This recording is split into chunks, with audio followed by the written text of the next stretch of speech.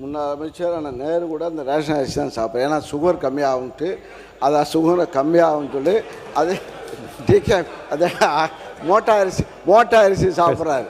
அதனால் வந்து எல்லாரும் உறுப்பினர் கே நேரு அவர்கள் பேச. மாண்புமிகு பேரவைத் தலைவர் அவர்களே, அவை முன்னவர் என்ன அர்த்தத்தில் அப்படி சொல்கிறார்? ஆட்டுக்கும் மாட்டுக்கும் இல்லை என்பதெல்லாம் இல்லை.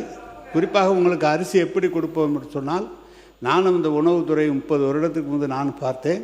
எனவே சொல்வது, கருப்பாக இருக்கிற அரிசியை கடைசி நேரம் வேறு வழியே, அப்போதெல்லாம் அரிசி கிடைப்பது கஷ்டம், சென்ட்ரல் போர்லேருந்து கிடைக்கிறது கஷ்டம். அப்போ அது 1 மாதத்துக்கு 1/2 மாதத்துக்கு கொடுப்பாங்களே தவிர, நம்முடைய மாண்புமிகு உணவுத்துறை அமைச்சர் சக்கரபாணி வந்த பிறகு பாதுகாப்பான குடோன் எந்த காலத்திலும் எந்த உணவு, அவரும் உணவு அமைச்சராக இருந்தார், நானும் உணவு அமைச்சராக இருந்தேன். ஆனால் அவர் தான் நிறையா கட்டினார். அவருடைய காலத்தில் நம்முடைய தளபதி அவர்கள் அதற்காக நிதி ஒதுக்கி நெல்லை நனையாமல் கொண்டு சென்றது சக்கரபாணி. நம்முடைய நான் சொல்லிடுறேன், நான் ஒரு நிமிஷம் சொல்லிடுறேன், நீ சொல்லு.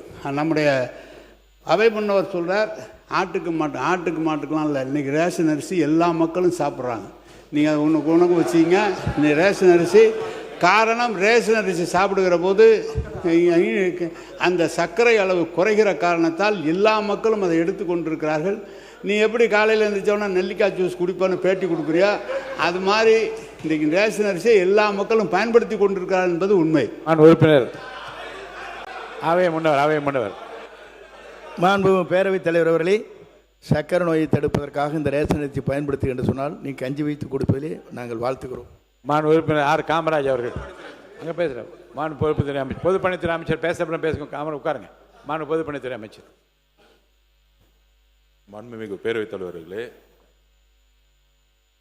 நம்மளுடைய முன்னாள் விவசாயத்துறை அமைச்சர் விவசாயத்துறை மானியம் இருக்கும்போது சொன்னார், அண்ணன் நேருக்கிட்ட வந்து ஆயிரக்கணக்கான விவசாய நிலம் இருக்கு, அவர் அங்கேயே வந்து நெல் எல்லாத்தையும் போட்டு உற்பத்தி பண்ணிக்கிறாருன்னு. ஆனால் ஒரு பரம ஏழையாக இருக்கக்கூடிய மாதிரி அண்ணன் வந்து ரேஷன் கடையில் தான் அரிசி சாப்பிட்றாருன்னு ஒரு தகவல் இன்னைக்கு தான் அது தெரியுது. அதனால் அதாவது என்னுடைய பதிவு நான் முடிச்சிடுறேன், நீங்கள் பேசும்போது நான் முடிச்சிடுறேன்.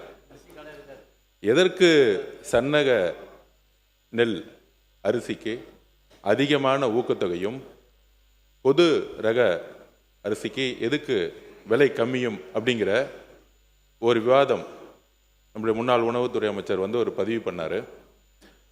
மாண்புமிகு முதலமைச்சர் மூத்த அமைச்சர்களை ஒரு 8 அமைச்சர்களை கூப்பிட்டு விவசாய சங்கங்களை வந்து சந்திக்க சொன்னார். நம்மளுடைய கம்யூனிஸ்ட் தோழர்கள்லாம் இருந்தாங்க. ஸோ அங்கே விவசாய சங்கங்களோட பேசிகிட்டு இருக்கும் பொழுது அப்போ ஒரு கோரிக்கை கொடுத்தோம்.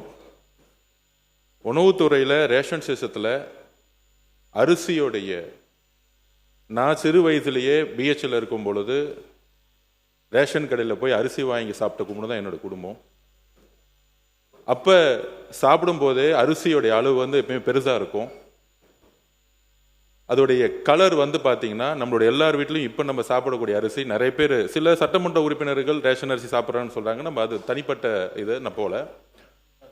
பெரும்பாலும் இங்கே இருக்கக்கூடிய சட்டமன்ற உறுப்பினர்கள் தன்னுடைய மனசாட்சிப்படி தெரியும், யாரும் ரேஷன் கடையிலேருந்து அரிசி வாங்கி சாப்பிட்றதில்லை பெரும்பாலும். நான் இதுதான் உண்மையை தான், நாங்கள் உண்மையை பதிவு பண்ணுறோம். இங்கே வந்து மக்கள் என்ன நினைக்கிறாங்கிறத உண்மையை நம்ம பதிவு பண்ணணும். இதில் வந்து இந்த ஆட்சி அந்த ஆட்சி போன ஆட்சி 50 வருஷம் ஆட்சி பற்றி பதிவு பேசல. இன்னைக்கு இருக்க நிலைமை என்னங்கிறத மாண்புமிகு முதலமைச்சருடைய கவனம் போய் சென்ற பிறகு அப்போ விவசாயிகள் சொன்னாங்க, நாங்கள் வந்து எங்களுடைய பயிரை மாற்றணும்னா நீங்கள் வந்து சன்ன நகர்களுக்கு வந்து அதிகமான ஊக்கத்தொகை கொடுங்க அப்படின்னு பதிவு பண்ணுவோம். மாண்புமிகு முதலமைச்சர் திருப்பியும் ஒரு விவாதம் நடந்துச்சு. அப்போ மாண்புமிகு முதலமைச்சர் சொன்னார், மற்ற ஆட்சிகள்லாம் விட்டுருவோம், நம்ம ஆட்சியில் கொடுக்கக்கூடிய அரிசி சன்ன நகர் நெல்லாக நம்ம கொடுப்போம், அரிசியாக கொடுப்போம் மக்களுக்கு.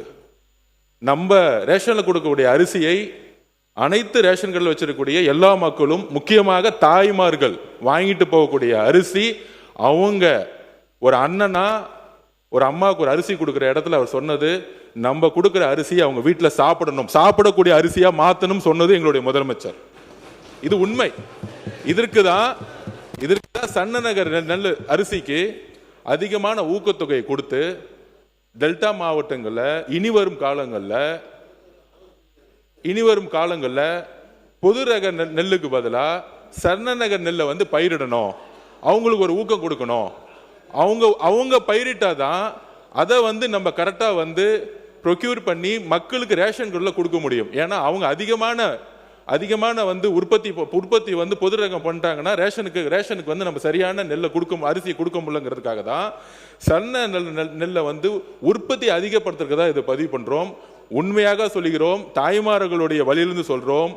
இன்றைக்கு அதை மாற்றக்கூடிய ஒரு அரசாக 90% இன்றைக்கு அந்த அரிசியை வாங்கி யாரும் சாப்பிட்றதில்ல. இட்லி மாவு யூஸ் பண்ணுறாங்க. அண்ணன் சொல்கிற மாதிரி முன்னாடி நிறைய கடத்தல் நடந்துட்டு இருந்துச்சு. இதெல்லாம் தடுத்து ஆந்திராவுக்கு போயிட்டு இருந்துச்சு, கர்நாடகா போயிட்டு அதை தடுத்து நிப்பாட்டி இன்னைக்கு வரக்கூடிய காலத்தில் சன்னநகர் நெல்லை வாங்கி அதை கரெக்டாக ஸ்டோரேஜுங்கிறது கிடையாது. இது இந்த அரசு அந்த அரசுன்னு சொல்ல வரல. அதிகமான உற்பத்தி வரும் பொழுது தார்பாயை மூடி அப்படிதான் நம்ம ஸ்டோரேஜ் பண்ணி வச்சிருக்கோம். 30-40% தார்பாயை தான் மூடி வச்சிருக்கோம். அப்போ ஸ்டோரேஜை உருவாக்கக்கூடிய இடத்துல நம்மளுடைய உணவுத்துறை அமைச்சரும் சரி விவசாயத்துறை அமைச்சரும் சேர்ந்து வந்து தனி திட்டங்களை கொண்டு வந்துட்டு இருக்காரு. ஆனால் 70% 80% இன்னைக்கு ஒவ்வொரு வீட்லையும் தாய்மார்கள் அரசு கொடுக்கக்கூடிய அரிசியை சாப்பிட்றதுங்கிறத உண்மையான சர்வே ரிப்போர்ட்டு. இந்த உண்மையை மாற்றுறதுக்காக தான் இந்த சன்னநகர் நெல்லுக்கான அதிகமான ஊக்கத்தொகையை முதலமைச்சர் அவர்கள் அனௌன்ஸ் பண்ணியிருக்காரு.